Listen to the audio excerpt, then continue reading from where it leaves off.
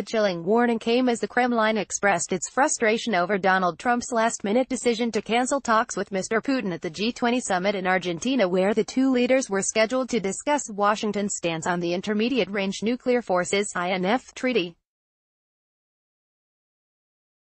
Mr. Putin's press secretary Dmitry Peskov said a formal meeting between the two was now out of the question, and suggested talks on the sidelines of the next international summit was probably the best bet.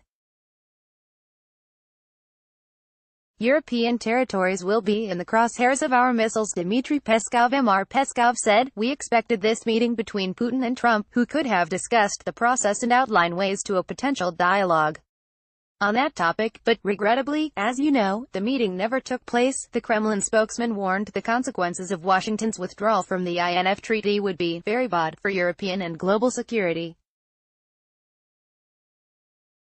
He said, if the Americans ultimately withdraw from that treaty, there is a high risk, although now they deny it, that they will deploy these missiles in Europe.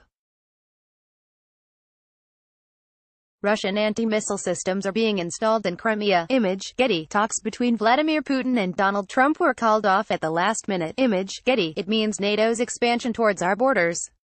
If missiles are deployed in Europe, Russia will be forced to take steps to ensure parity. That means European territories will be in the crosshairs of our missiles.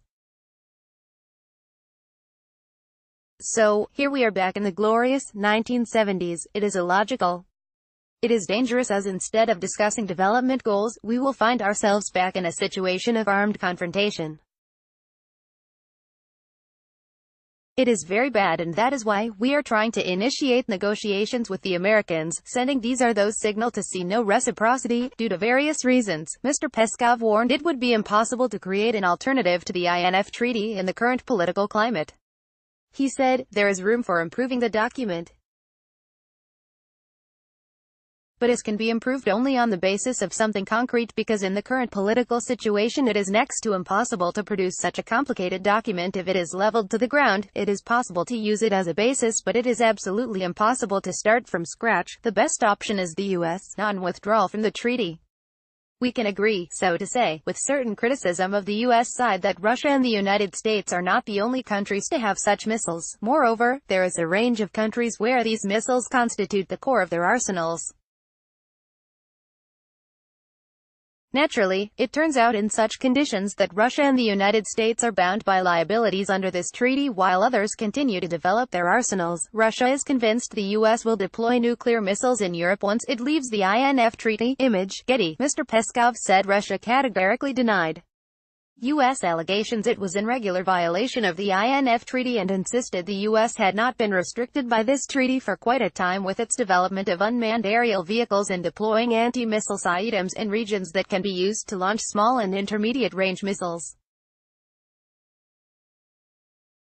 He said, it is a difficult problem and there is no alternative to dialogue between the two countries. Experts and political will from their leaders. Do you know about our leaders' political will? And the U.S. leader is yet to announce his. The INF treaty was signed in December 1987 and came into force the following June.